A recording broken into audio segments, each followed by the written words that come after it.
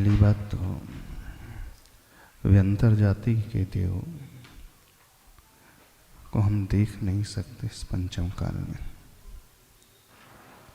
दूसरी बात, देवता लोग भक्ति करने के लिए आते हैं प्रभु की। जिस मंदिर विशेष से उनका जुड़ाव होता है उस मंदिर विशेष में वो श्रद्धा भाव से भक्ति करते हैं। तीसरी बात, ऐसा नहीं होता है कि कोई व्यक्ति अथवा कोई साधक उन देवों का आह्वान करे। जो उदाहरण दिया गया, विद्याधर के द्वारा धर्म की प्रभावना की गई, तो जो मुनिराज थे पूर्व अवस्था में स्वयं विद्याओं के स्वामी थे, विद्याधर थे, और वो उनका पूर्व का मित्र था।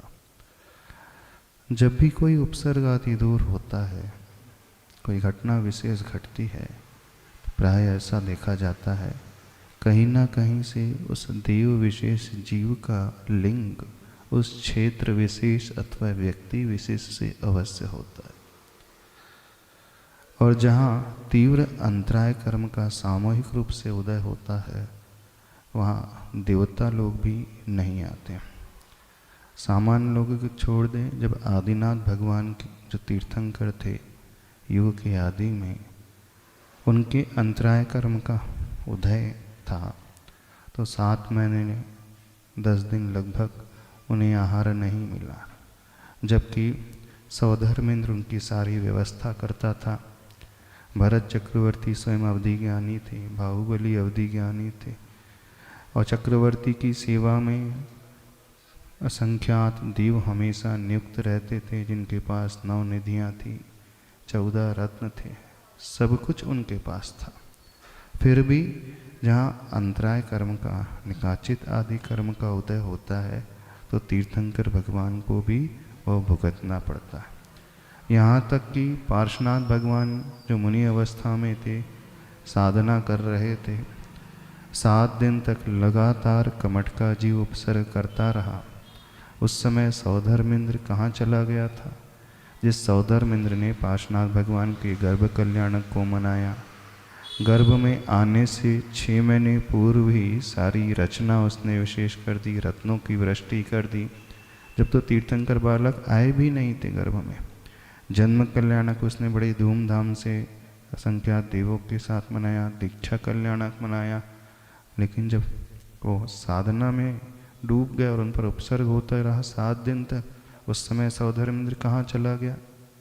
तो वो क्यों नहीं आया? तो इसलिए नहीं पहुँच पाया क्योंकि जब अंतराय आदि कर्म का इस प्रकार का तीव्र उदय होता है, तो देवता जो अपने स्वर्ग आदि में, विमान आदि में, भवन आदि में रहते हैं, उनका उपयोग उस ओर पहुँचता ही नहीं। जैसे कई बार ऐसी घटना होती है कि हमें सब कुछ पता रहता है, ज्ञात रहता है, पढ़ाई आदि करते समय सब कुछ याद कर लेते हैं, लेकिन उस समय उस निमित्त में वो घटनाक्रम याद नहीं होता। तो ऐसा क्यों होता है? तो ऐसा तीव्र कर्म के उदय से होता है। ठीक इसी प्रकार जिस मंदिर विशेष में रहने वाले लोग अथवा इस मंदिर से जुड़े हुए श्रावक लोग, इस क्षेत्र से जुड़े हुए सारे लोग रहते हैं, उनके अशुभ कर्म का उदय होता है, तो वे व्यंतर आदि देव भी उस समय नहीं पहुंच पाते। दूसरी बात, वे देव वहाँ पहुँचते हैं जहाँ भक्ति बहुत होती है, जहाँ विनय का बहुत अच्छे से पालन होता है, जहाँ द्रव्य आदि शुद्धि बहुत अच्छे से बरकरार रखी जाती है, तो उस समय उस जगह वो पहुँचते हैं।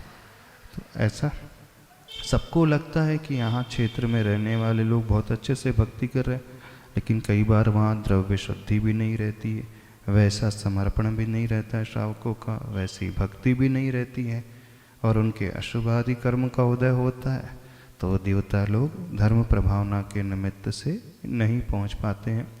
तो ये संयोग विशेष होता है, अथवा पर्टिकुलर देव विशेष का उस क्षेत्र विशेष से, प्रतिमा विशेष से जब लगाव होता है, तो उस मंदिर विशेष में वो भक्ति करने के लिए आता है।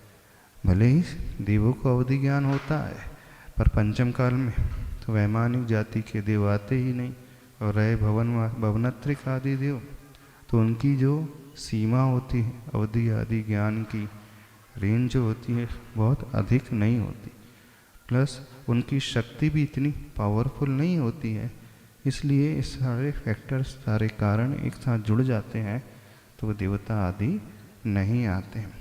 हाँ, देवता आदि भी वहाँ रक्षा करने के लिए आ जाते हैं जहाँ भक्ति करने वाला श्रावक, उसकी भक्ति एकदम अलग ही क्वालिटी की होती है, उसका समर्पण अलग क्वालिटी का होता है, तो वहीं पर उस व्यक्ति के निमित्त से वे देवता विशेष वहाँ पर पहुँचते हैं। इस प्रकार बहुत सारे कारण मिलते हैं, तब कहीं सही रूप में कार्य होता है।